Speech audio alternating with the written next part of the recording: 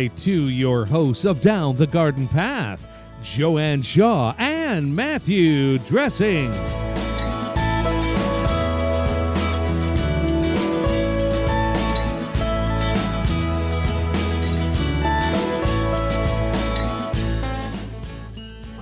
Welcome to Down the Garden Path, where each week we discuss down-to-earth tips and advice while doing our best to help you seasonally manage your garden and landscape. I'm Joanne Shaw, owner of Down to Earth Landscape Design, and with me is my co-host and co-author, Matthew Dressing. Hello, everyone, and thank you for joining us. I'm Matthew Dressing, owner of Natural Affinity Garden Design. As landscape designers and gardeners, we believe it's important and possible to have great gardens, which are sustainable and low maintenance, and we want to help you make it happen. That's right. So, carnivorous plants. The name alone sparks the imagination to life with images of what this diverse and interesting group of plants are capable of. On this episode of Down the Garden Path, we are joined by Tamara Urben-Imbeault, should have confirmed that, from Plantzza Hut to teach us about selecting and caring for and growing these amazing plants as she introduces us to the wonderful world of carnivorous plants. Are you growing carnivorous plants? I am. I have one right in front of me. And do you have a question for Tamara about carnivorous plants? We'd love to hear from you. Write us at downthegardenpathpodcast@hotmail.com. And we don't forget to stick around for the end of our show for our Stepping Stone segment, where we will answer more listener questions and give you timely tips for your garden and landscape. So just before Tamara joins us here on the show, a little about her. Originally from Winnipeg, Manitoba, Tamara is a landscape architect and owner of Plantzza Hut, a plant nursery in Toronto. Specializing in carnivorous plants, Plantzza Hut's little green monsters range from hungry and strange to ravenous and downright deadly for insects. Each plant has been expertly grown by local hobby growers in Toronto and the GTA. Appearing regularly at plant markets around the city, Tamara seeks to provide affordable entry-level carnivorous plants, as well as rare and harder-to-find species for collectors. Welcome to the show, Tamara. Hi, thank you so much. It's great to be here. I'm really excited about this. Well, we're really excited, too, to have you share all these wonderful, cool carnivorous plants with us. So thank you for joining us. Why don't you start? Tell us, how did you get inspired to, get into carnivorous plants and found Plantzza Hut? Yeah, so this all began with a field trip in a field ecology course that I was taking at university. So back in the day, I was getting my master's of landscape architecture, and we had this field ecology course.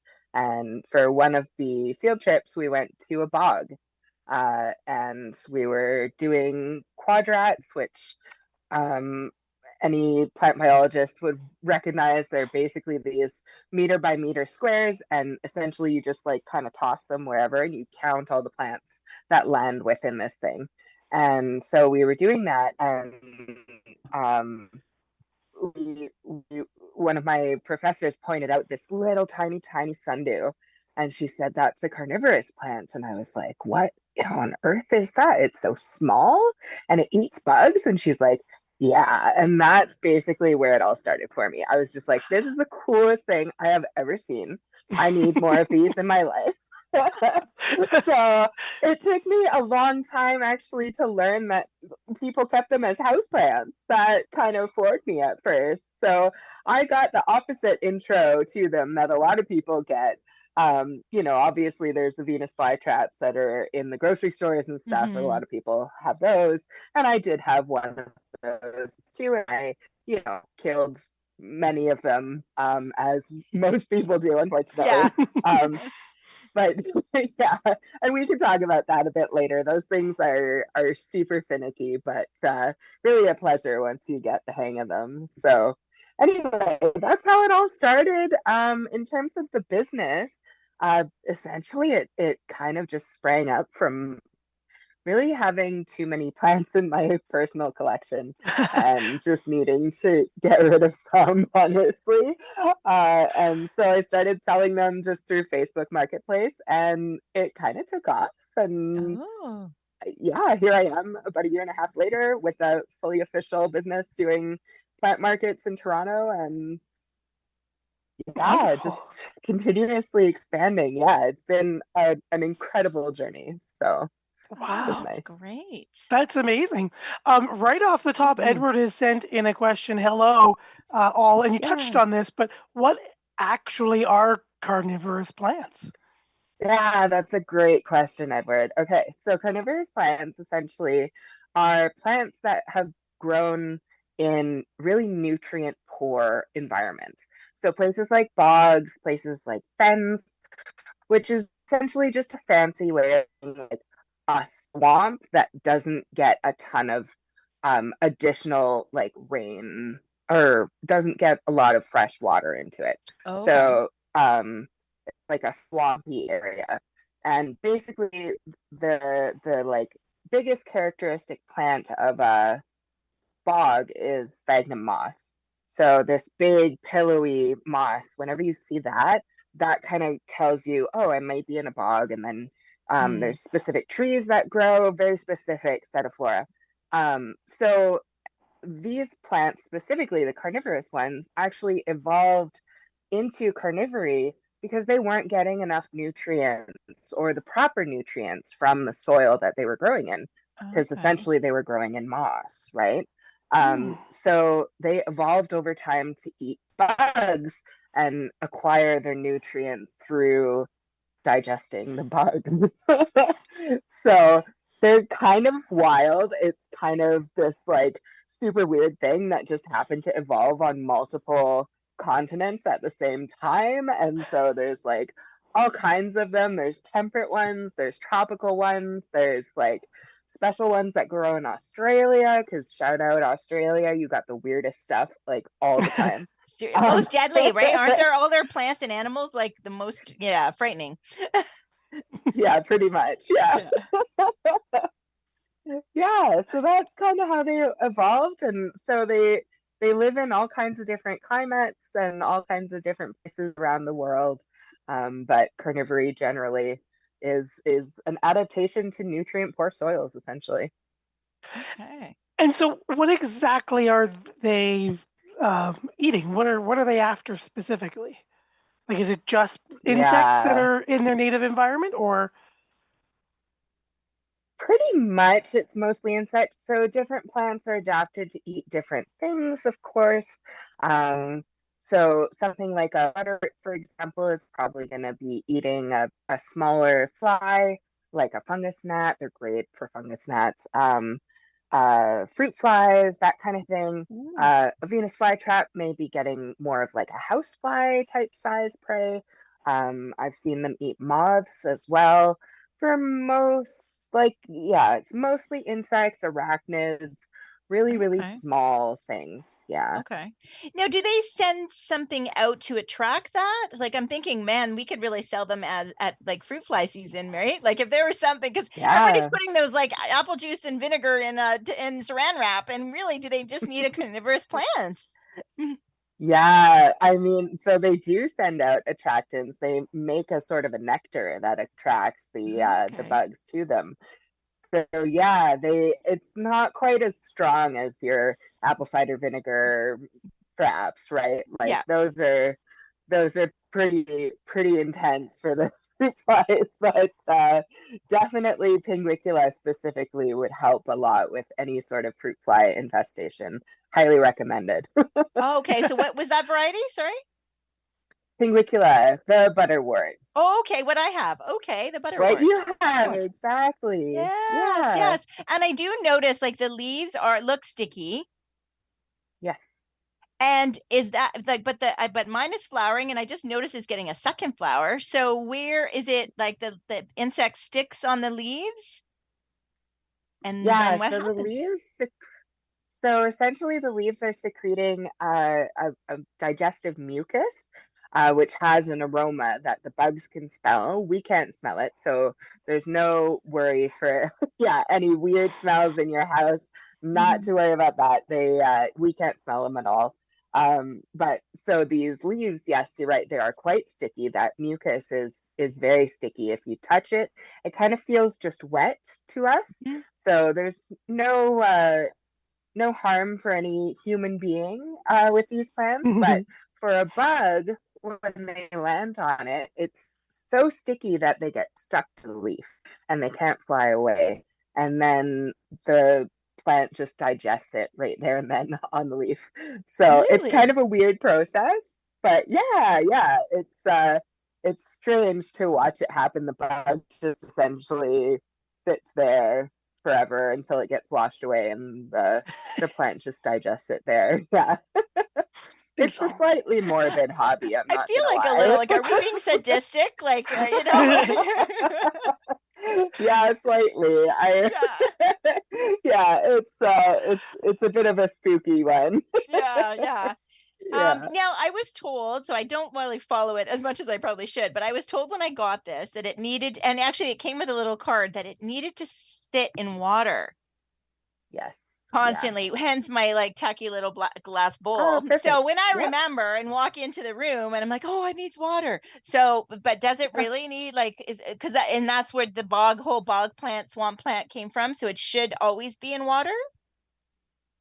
So that's such a good question, and it's a little bit more complicated than should always be in water, unfortunately, as with all plants, right? So certain species, yes, they love being in the water all the time. They can be perfectly happy being wet constantly in a little jar of water, no problem. Other species, though, do prefer to dry out more. So the interesting thing about butterworts specifically is that sometimes they do grow in a swamp, but sometimes they actually also grow on rock faces. Yeah, so they're really adaptable to different conditions. And depending on what the species is, it may prefer it more wet or more dry. It's hard to say from here what yours is. I feel like it may be it says Aphrodite. Yes, it is Aphrodite. Yeah, okay. Yeah, I'm sure. Wonderful. The tag, I have watered it, put it in water because you can barely see the tag, right? Because it's been in water. But right. Yes, yeah. That's so I do always have a good Aphrodite. giveaway. Yeah. Nice. Okay, so Aphrodite is one that likes to stay pretty wet pretty constantly. So I think you're doing a good job there by giving it water every time you see it. Yeah. It appreciates that for sure. Excellent. It's very interesting. It is. So what if we don't have, like, we have a carnivorous plant, but we don't have insects to feed it, like fungus naturally around? Is there something that we can do to feed them or keep them healthy without insects? Absolutely. There are so many things, actually. So my favorite thing that I use is called Max C.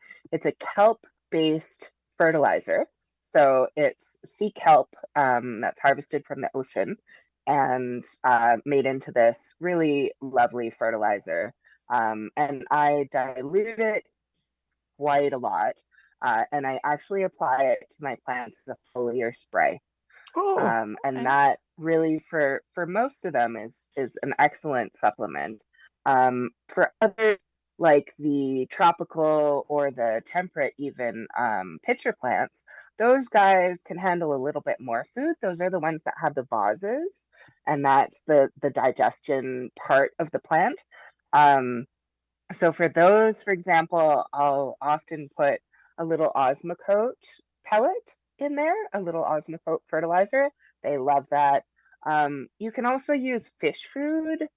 I also use freeze-dried bloodworms that I kind of make into like a little paste and apply for my Venus flytraps. So it kind of, again, depends on the species, but there are a ton of other options for supplemental feeding, absolutely. And, whatever insects you find in your house, you can always just dump those in the trap as well, and they love it. Oh my God. It's like having it's like having a plant and a pet, Yeah. right? And you Yeah, don't need to crate it. You yeah, don't need to yeah. walk it. You don't need to, you just need to Yeah, feed it. you just Oh need my to give it gosh. light and water and a little bit of food. Yeah, it's like the Oh, epitome of a millennial thing, I think, where it's oh like, gosh. yeah, it's a plant and it's a pet and it's like almost a child at some point too, like we're always referring to our plant babies, right, in the community. So Yeah. Oh, that's so yeah. funny.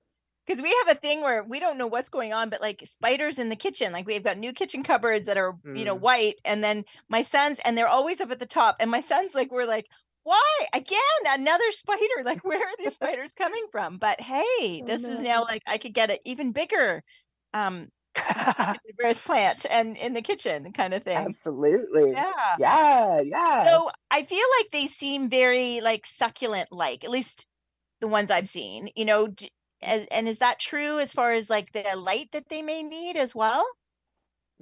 Yes. Yeah, pretty Okay. comparable to be honest. Yeah. They appreciate a lot of light, especially the butterwort, like what you have there.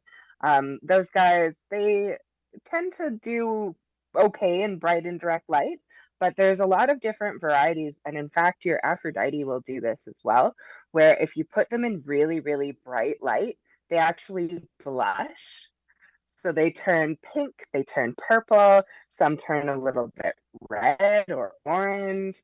It's quite beautiful. So with your little Aphrodite there, if you put it under a really strong grow light or in a southern, or well, caveat here, I only grow with artificial light, so I Hmm. don't fully know how strong the sun is for these guys.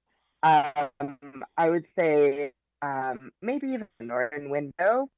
I don't know. You'd have to experiment with it a little Right. bit, but Yeah. Okay. um, they'll definitely turn different colors. So, Okay. and the watering I recommend for butterworts also is very similar to most houseplants in general. Actually, I usually recommend to just let it dry out and then really thoroughly soak it, fill the reservoir or like the cup at the bottom with water, and then just wait for that to evaporate and dry out a little bit, and Okay. then water again.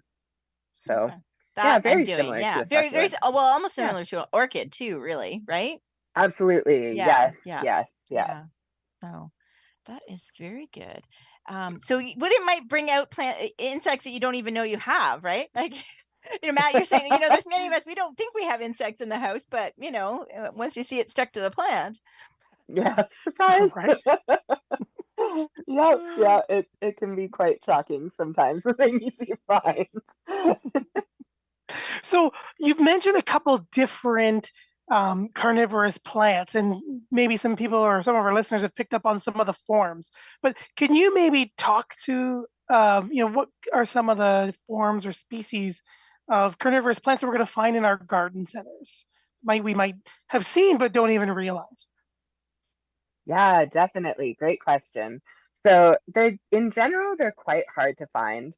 And most garden centers, if they do have some, they'll have a couple. They'll maybe be beside the cache, just in a little tiny tray. Maybe there's half a dozen of them there. And often those will be something like a Venus flytrap.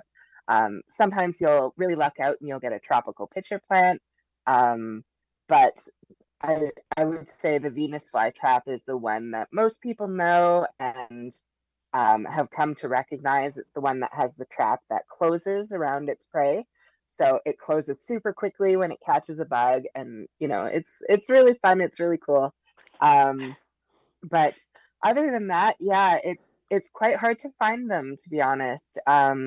There is one wholesale distributor in Southern Ontario, so we're quite lucky here that they grow tropical pitcher plants as well as Venus flytraps, and they do some temperate pitcher plants as well. So those are the ones that we'll find around here. In different parts of the country, obviously that varies quite a bit. Um, if you're really, really lucky and you've got a really awesome garden center, you might find some butterworts or pinguiculas. Those are my personal favorite. That's what I specialize in the most. And they are very tricky to find. So if you find one, pick it up right away. Grab it. So Yeah. what about places like this in Ontario? Are there any native plants or native carnivorous plants in our area? Yeah, absolutely. There are actually. So I just went on a camping trip a few weekends ago. I went up to the Bruce Peninsula. I highly recommend going there. Anybody who is a plant nerd who lives in Southern Ontario, you absolutely have to go. There is a stunning array of plants that exist there, and even carnivorous plants. Ooh. So there are few bogs and fens in that area that host things like temperate pitcher plants. So those are called sarracenias. And they're the little stubby, chubby guys. Um, they have sundews, they have butterworts, pinguicula as well. Um, and they're just kind of in this field and yeah, I was floored actually. This was the first time in a long time that I've seen these species in situ. So, I was taking tons of photos and just taking my sweet time and, kind of picking through the grasses, trying to see what I can find. But definitely the Bruce Peninsula. I believe there are a few more, possibly in the Guelph region as well, in some of the national parks there. Or they might be provincial actually. I'm not too sure, to be totally honest, but they do exist here. Anywhere you find a bog, you will find carnivorous plants. Okay. Nice. Now we should mention that they're not, even if you go to a bog and you find a bog in, let's say, the Bruce Peninsula, you shouldn't be digging it out, right? Like it is. No, yeah, Yeah. absolutely. Yeah, No plant no, poaching. No plant no poaching. plant Yes. poaching. Yeah. Exactly. That's so important. I am a huge proponent and advocate for not poaching plants, because these plants have been, you know, uh, fairly popular. There are a lot of issues with poaching, and so it's extremely important if you do find them that you leave them for the next people to enjoy them. And Mhm. it honestly too, the thing is, like, if you were to take some, unless you have a ton of knowledge about the species, they're probably going to die anyway. Mm. So Mm. it's like, just leave them there. Just Yeah. please, Yeah. just Yeah. leave them there. They're perfectly happy there on their own, Mhm. and Mhm. you can go visit whenever you want, kind of thing. But Yeah. Yeah. yeah, Oh, that's a good point. yeah, Well, it's good to know that you are now a resource. So if somebody sees something or learns of something that they're interested in, that they could contact you, and hopefully absolutely. you have it, or you do source plants for like specific plants for clients. I do, yeah. I try very hard to find things whenever people mention stuff that they're looking for, that they're interested in. I do try to find them those plants. It is quite tricky because I am mostly sourcing from other hobbyists in the area. So, at this point, I've made myself a fairly robust community. I can find a decent amount of things. But sometimes it takes some time, right? And unfortunately, because we don't have, the number of carnivorous plant nurseries that they have in the States, for Mhm. example, it's a little bit trickier for us to get some of the stuff up here, Mhm. just because it's difficult to import, and Right. lots of those companies won't even ship to Canada Yeah. at all. So we Yeah. have to go down to the border and get it. And it's a Yeah. whole thing, right? Yeah. But Yeah, for sure. Yeah. yeah. So Edward, or no, Hank has asked, what is the life cycle of a carnivorous plant? Okay. Good one, Hank. This is a tricky one, Mhm. actually. So the life cycle of a carnivorous plant, my goodness. Well, essentially, like, it it always depends on the species, right? Okay. Most of them will start off as seedlings, and then they'll grow into their carnivory kind of. So they start off with the two little tiny leaves, like most plants do, and then from there they usually make carnivorous leaves after that. Now, I am not the strongest person to talk to about seedlings. Mm-hmm. They can be quite difficult, and I am not great with them. Like I can do a Drosera seedling, a sundew seedling. They kind of grow like weeds, so they're pretty easy. But things like tropical pitcher plants, the Nepenthes, I struggle with those. Mm-hmm. Um, but generally they're fairly slow to start, and then once they mature, most species will eventually flower. Some of them are self-pollinating, so they don't need any extra insect or human interference to make seeds. So the ones that do that tend to be quite prolific in our collections. Those are, mostly sundews. They will send out thousands of seeds from one flower stalk. So they're quite prolific, and they can become weeds in a collection quite easily. But yeah, they're gorgeous weeds, though. I love these weeds. Yeah, I was gonna say that's quite a weed. Oh, Yeah, good. right? Yeah, so they're all kind of different, but they all pretty much will start from a seedling or a division, and then bloom. And some can need to be pollinated to produce seeds, others don't. A lot of them do divide as well, right? So you have a mother plant, it'll divide itself sequentially over the years, and you'll end up with a bunch of them. So as long as you have good growing conditions, honestly, they take off. They grow like that. Nice. And would you say that for the most part, would you consider them perennial where they're native? Or are there some annuals that literally just reseed every year and then die kind of thing? Or Yeah, there are definitely some of both, okay. actually. So there's like a sundew called Drosera bermanii, for example, and that one is an annual. So it's quite tricky in cultivation to keep it going. Once it seeds, it usually dies. But we have figured out that if we add a lot of food for this guy while he's flowering and right after he's flowering, he can actually pull through. So Oh, it's an interesting thing, yeah. But there are definitely perennials. Obviously, the ones that live here, for example, go dormant in the winter. So they do go into basically a tuberous mode, and then they kind of sleep over the winter, and then they'll come back the next spring. And then, of course, there are the tropical ones that are um, perfectly well and eating bugs all the time. Some of the tropical ones do go dormant as well. And that just means basically during a dry season, for example, some of them will go dormant during that time. And basically their leaves just become really small and compact instead of being Okay. large and open for prey. oh, nice. Oh, yeah. Kelly has written in and asks, do any of the carnivorous plants have medicinal purposes that you know of? So, Oh man, that's such a great question. You I you asked for wish it I before the knew the show. You answer. said, I'm like I excited to see know, what they throw at you. Well, here and they I'm are. so excited. I I'm gonna know. research all this stuff after the show. I'm sorry, guys.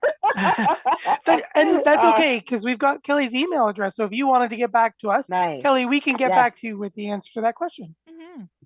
Yeah, that would yeah, be for sure. perfect. For Yeah, I'll sure. do that. Or 'Cause and that's an Instagram post for you. Mm. yes, yes, definitely. Yeah, you know me and my Instagram. I love Instagram. Yeah. No, that's great. Yeah, our listeners have the best questions, so it's great. Yeah, they They really do. do. So if you are looking to maybe follow along with Tamara right now, at Plantzza Hut is her Instagram handle there, PLANTZZAHUT. So check her out. You're very prolific on Instagram. I love following you on Instagram and seeing all the very cool plants. So if you're looking for some plants, follow along now on Tamara's Instagram.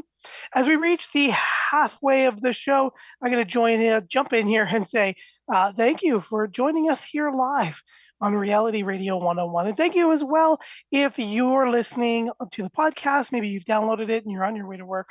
Either way, we appreciate you as well. I'm Matthew Dressing here with my co-host and co-author Joanne Shaw, and you're listening to Down the Garden Path. Joanne and I enjoy hosting Down the Garden Path each week, bringing you interesting and relevant topics to help you achieve a great garden. We learn right along with you from our research and from the wonderful guests that join us here on the show, such as Tamara Urben-Imbeault from Plantzza Hut, if you are just tuning in. Don't forget, you can spend more time with us down the garden path. Follow us on Instagram, Facebook, and YouTube at Down the Garden Path Podcast is our handle there. You can also find us on your favorite podcast provider. And while you're there, please hit that subscribe button to be notified of new content. And please don't forget to like, share, and leave us a comment. We love hearing from you. You can always write us down the garden path podcast at hotmail.com or via our websites. You can find Joanne at www.down2earth.ca and myself at www.naturalaffinity.ca. Excellent. So Bob has written in, and this is cute. He says, "Wow, my kids want a pet, so you just saved me. Thanks." So yeah, I think it's a great little thing. I think it's a great way to get kids interested in plants as well, right? Knowing Absolutely. anybody, all the kids that get their little bug collector kit and magnifying glass for outside. I know my boys had that, but now they can really understand and it's beautiful, it flowers, but it also attracts insects. Like, I don't know, I think it's a really cool way to inspire kids or to teach them about plants. So I think that's great. Yeah, I wondered about the size. So I think of things like this butterwort is small. Venus flytraps, you see them kind of tiny in stores. Is there something that is bigger, like that? I'm sure it'd be much more expensive, but something more. I'm trying to think of something to compare it to. I can't think of one. Like, okay, I've got a Christmas cactus or something like that. And Yeah. Just as you answer that, Pam has written in as Joanne asked this question and says, "Hello, Joanne and Matt. What's the biggest carnivorous plant? Are there any monsters?" There you go. Yes. Thanks, Pam. I was thinking the same thing. There are a few monsters, but don't worry, you're safe. Yeah, so the biggest ones that I've seen are Nepenthes, the tropical pitcher plants. So those ones can actually grow really, really high. They're a vine. So they actually grow in the tropical forest and they grow up the tree trunks. So they essentially will shingle their way all the way up. And as they mature, they make larger and larger pitchers. So there are stories, and there was a little competition on Instagram a little while ago, who had the biggest pitcher. So we can draw our comparisons there if we want to, but it was quite fun. It was a lot of people posting photos of the largest pitchers beside a measuring tape. And I think the largest one in the end was over a foot long. It was humongous. Yeah. So some of these nurseries, like, obviously this isn't grown in somebody's living room, right? This is grown in an environment that's been tailored specifically to these plants. But in these nurseries, they do sometimes have a pitcher that is, bigger than my head. And these things will sometimes catch really large prey as well. Some of them have even caught mice. Some have caught rats. Now, this is accidental. This is not part of their regular eating habits. It's, a mouse accidentally falls into the trap and can't get out kind of a situation. But once it's there, the plant will actually digest it, which is pretty wild to me. Yeah, I know you're cutting out a little bit on internet a bit, Tamara, but so when you say pitcher plant, so can we describe for our listeners, like, what is a pitcher plant? Like, 'cause I'm trying to think of the shape, right? Because it's almost like a horn, or is it meant to look like a water pitcher? Sure, yeah. So some of them do look like water pitchers. They grow off of the main vine, which is, comprised of just individual leaves. And they kind of come out almost similar to a spider plant, really. And then at the end of that, they hold a little, like a pitcher, basically. Um, it's really hard to describe. They're just these Hmm. tiny little cylindrical things that hang at the end of the leaf, and those are filled with digestive enzymes. And so there's a whole bunch of really cool mechanisms at work in those, and I won't get into all of it, but essentially, there's nectar that's provided in this trap, and that attracts the bugs, and then the bugs come to feed on the nectar, actually broadcast nectar and then fall into the trap. So it's a pretty wild thing, but there's all kinds of different shapes and sizes of pitchers. Some of them are really cylindrical, others are very vase shaped where they're kind of round and bulbous at the bottom and then sort of taper up and out. Some of them are more like triangular where they are very, very small at the base and then open up really wide at the top. There's all kinds, really. It's quite a diverse family of plants. And as you're describing the pictures, are they all just like a green color, or like do they like what color are they? They're all kinds of colors. That's So, cool. one of my favorite ones is purple. It's one that's available in a lot of stores around here. It's called Nepenthes Rebecca Soper. And she is gorgeous. I have photos of her on my Instagram if you guys are curious. Ooh. She makes these beautiful, delicate little tiny pictures. They're nice and purple. There are other ones that are bright red. Of course, there are lots that are green.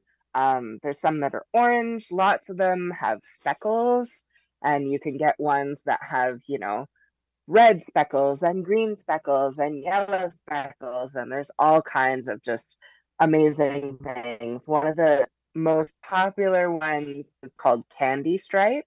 If you Google Nepenthes Candy Stripe, you will not be disappointed. It is gorgeous. The Oh, peristome wow. on this thing is wild and beautifully striped, green and red. It's one of the most sought after Nepenthes. It is absolutely gorgeous. But there are a ton of them. I personally like to collect the ones that are darker colored.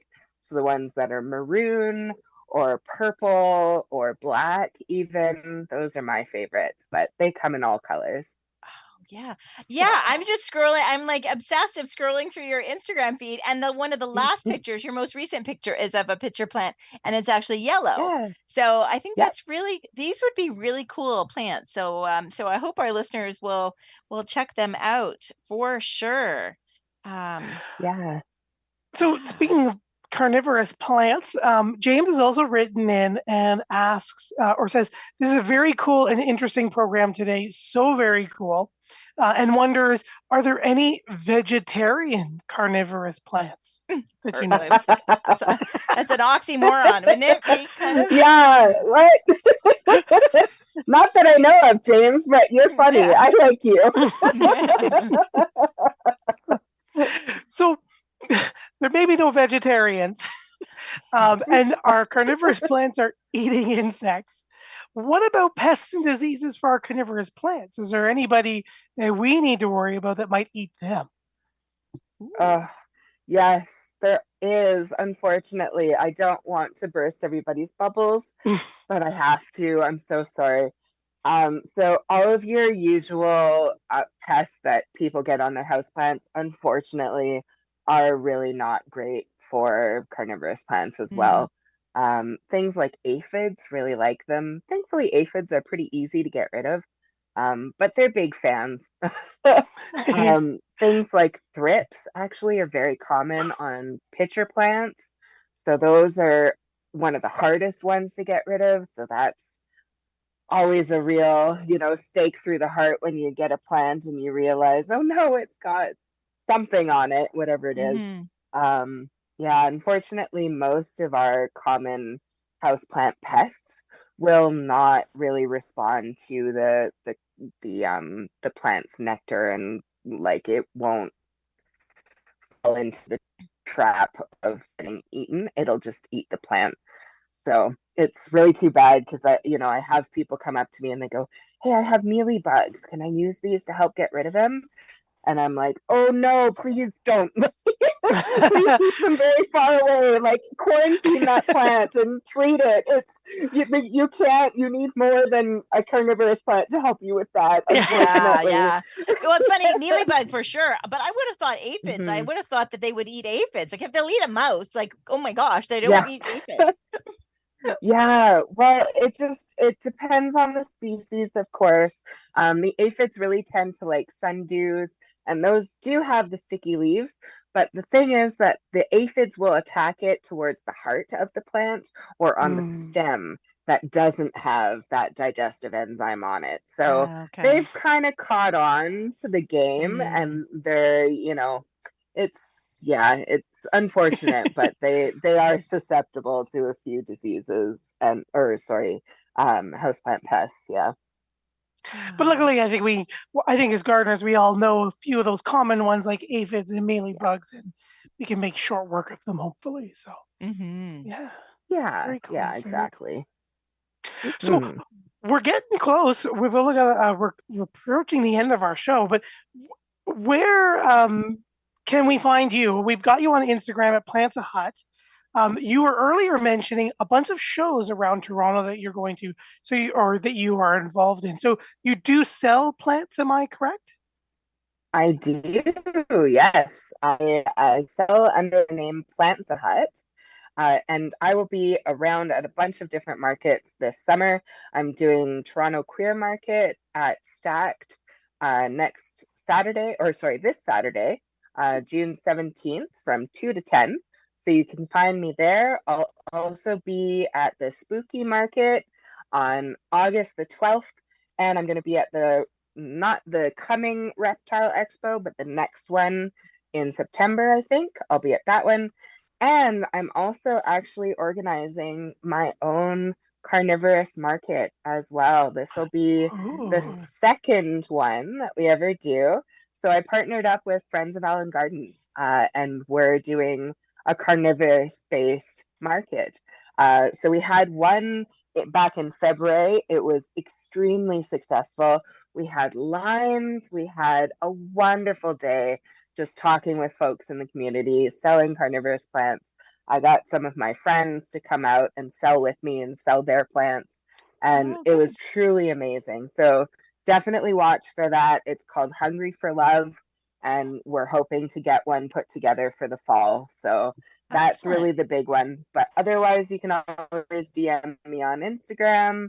You can send me a message in my Facebook group, Carnivorous Plant Club Toronto and GTA.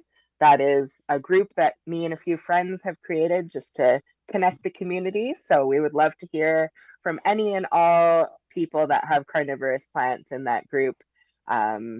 We ask a lot of questions. We do group orders. It's a great support system and Oh, wonderful. wonderful resource for finding plants as well. Excellent, excellent. So I was looking for a website. So you don't quite have a website right now, but No, not yet. Yeah, okay. it's on the to-do list for I sure. I've know. been working on it, but yeah, unfortunately right now it's just Instagram. And understandably, you've been so busy with all these amazing shows, and everybody's so excited for your plants that when you Yes. have time to grow a website. Yeah, So, exactly. But Yeah, we know you can be very successful on social media, so that's good. yes, And people can follow you there for sure and contact you if they're looking for something in particular.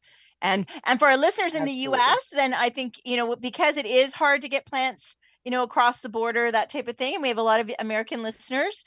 Definitely check out different groups like what Tamara has here in the U.S. So looking up carnivorous plants and some of the species that she's mentioned. So that's a good resource for sure.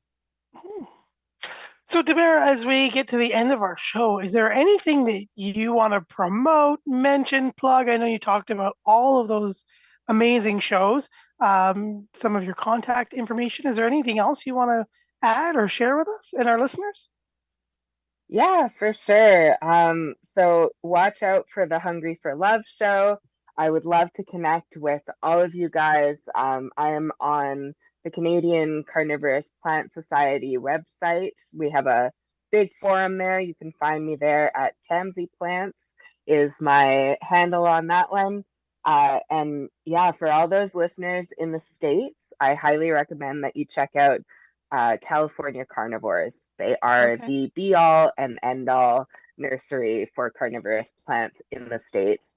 I will cry a million tears when I see what you buy because I can't get most of it up here. Yeah. But I would love to see it, and I'd love for you to support them. They're absolutely wonderful, and they do a phenomenal job at what they do. So they're the biggest plant goals for me. Oh, that's great. And I forgot to mention earlier, sorry, I am often at Ghostwood Market as well here in Toronto. So if you are in the Toronto area, watch out for Ghostwood Market as well. And I'm there quite regularly. Okay. And is it like a weekly market? I'm not familiar. It's a monthly market. It's kind of an oddities show of really cool local makers that come and sell their wares there. So it's monthly, and we usually do it at the Parkdale Hall. Sometimes at the Society for Beer Drinking Ladies up on College, but usually in the West End. Yeah. Society for Beer Drinking. That's a whole other show, Tamara. That's now a whole other show. And another podcast, actually, because there was apparently in a Society for Beer Drinking Women. I had no idea.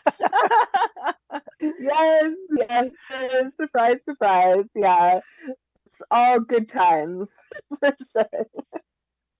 Oh, well, that's absolutely amazing. So thank you so much for joining us tonight and talking all about carnivorous plants. We have all of your links and your contact information, so we'll add those all to our show notes. So if you want to learn more, you can reach out and contact Tamara, and we'll follow up with you and Kelly regarding their medicinal values. And I hope you guys all check out the show notes for all these amazing resources.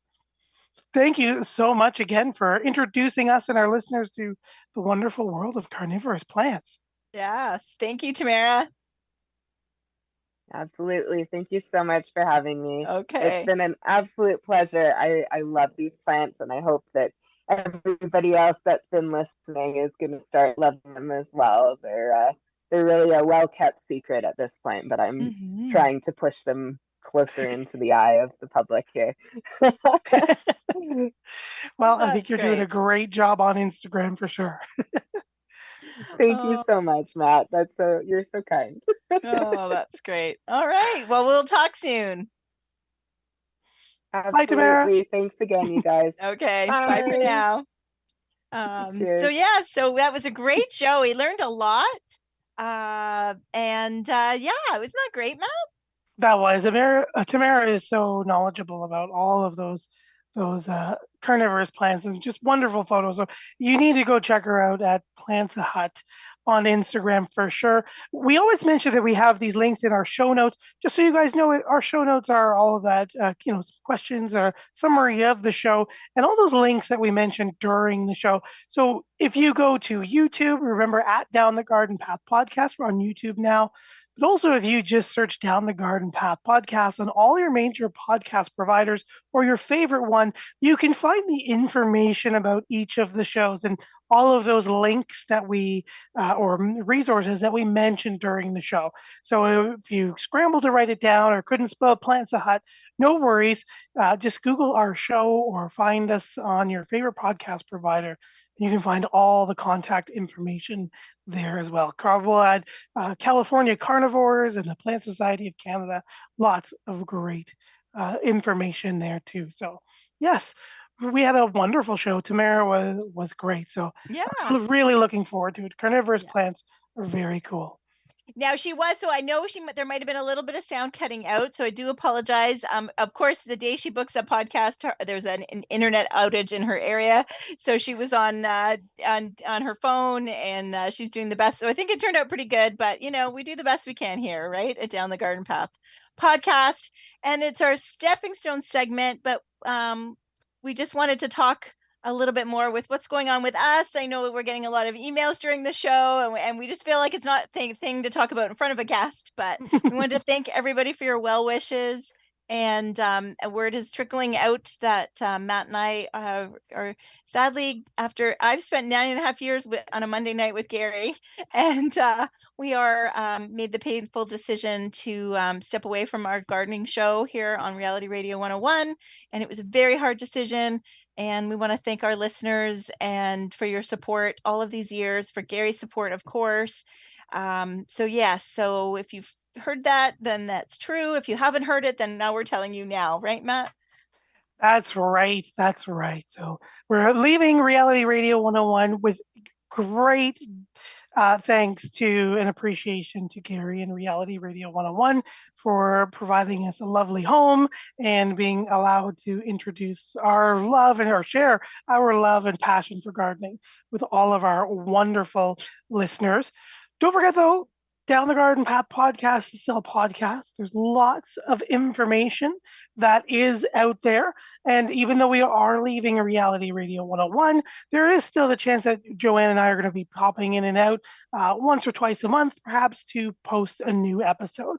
For example, July in the Garden or August in the Garden type of thing. So even though we're leaving here, do keep an eye out on social media. We are still having our at Down the Garden Path podcast Facebook group available. We are keeping the Instagram live, so you can always reach out to us, Down the Garden Path podcast at hotmail.com, to reach us and share your pictures and your questions, etc.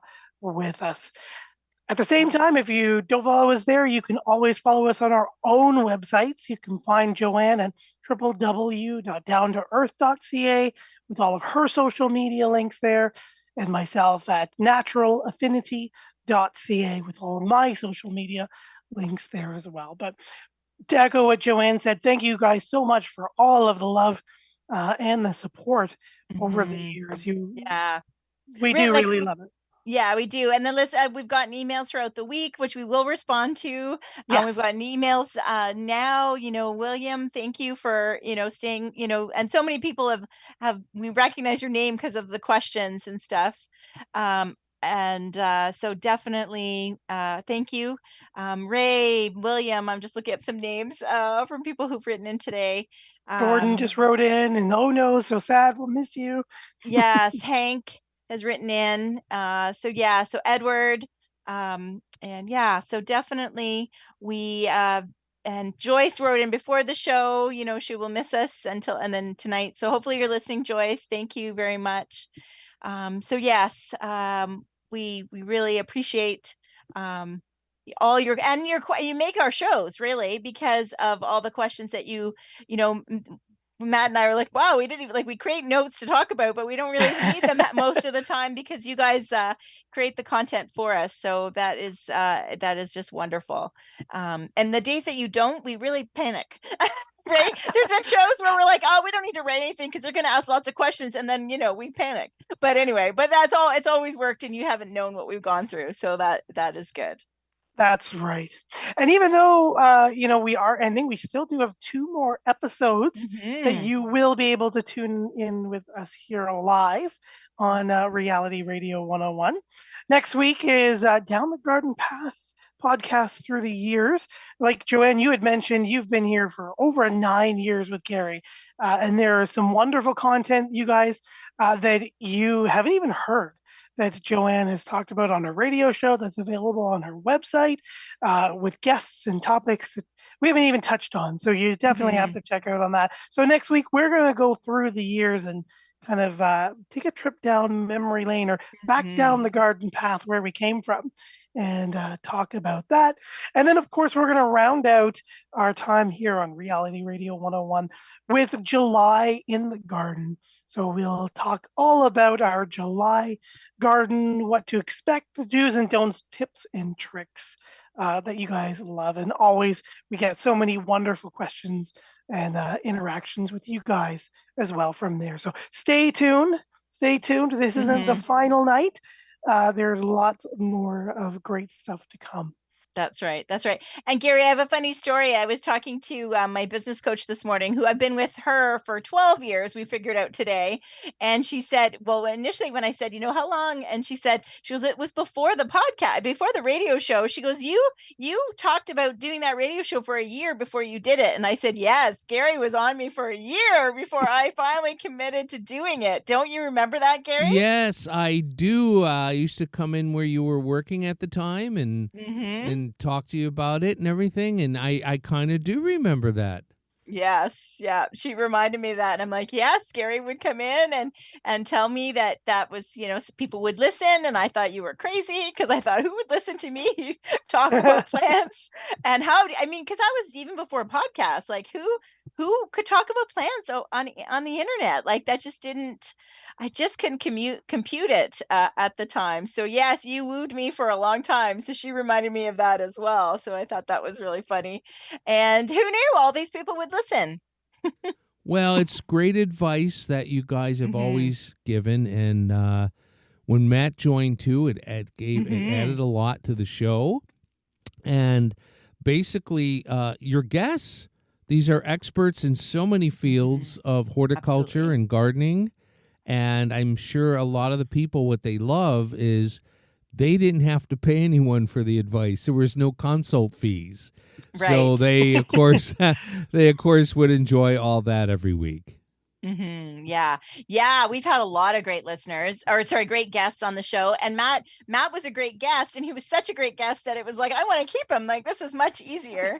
And that also took the pressure off of Gary trying to, feign interest into all the weird stuff I talked about. But yeah, no, but you always did like plants, Gary. So that was great. I love gardening. I really do. Yeah. So that was good. But yeah, it worked out great. And then remember when we found out, so a little bit of reminiscing when we found out Matt and I shared, who knew we'd been doing the show for how long? And when we found out we actually shared the same birthday, that was mind blowing. So it was meant to be. Absolutely. Yeah. Because we both worked in the horticultural area and local nurseries over the years, but we never worked together, right? We were never at the same nursery at the same time. We never did work together. We had common friends, like I think of Janice and common people that we know, but we never were there at the same time. So it was kind of a really neat thing. And then it led us to the show together, and then it led us to writing the book. So we thank you, Gary, for everything, all the opportunities you gave us here. And this was a really hard decision to do. And No, thank you very much. I cannot tell you how much I appreciate you being part of the Reality Radio 101 family. Absolutely. Well, thank you. We appreciate it too. Yeah. And that brings us, I think, to the end. I know. So more people are ready. So I guess the people who didn't know are now freaking out, because now they know. So so Gordon, George, oh my goodness. But there, you still stuck with us for the 2 more weeks this month. And if you have a favorite show or a favorite guest, we would love to hear that. Wouldn't that be cool, Matt? Just to hear, a topic. We've covered a lot over the years. Oh my gosh, I think the tulip plant is attacking the carnivorous plant. We just on my tulip flower go. Anyway, so I would love to hear from you as to, did you have a favorite guest? We had some wonderful guests, many repeats. They were so good and we loved them so much. And so if you have a favorite show or a favorite topic, we would love to hear it as well. So we're looking forward to talking to you next week. That's right. We'll see you then. Take care. Bye. Thanks for joining us down the garden path. Thank you for listening to Down the Garden Path with your host, Joanne Shaw and Matthew Dressing, right here on Reality Radio 101.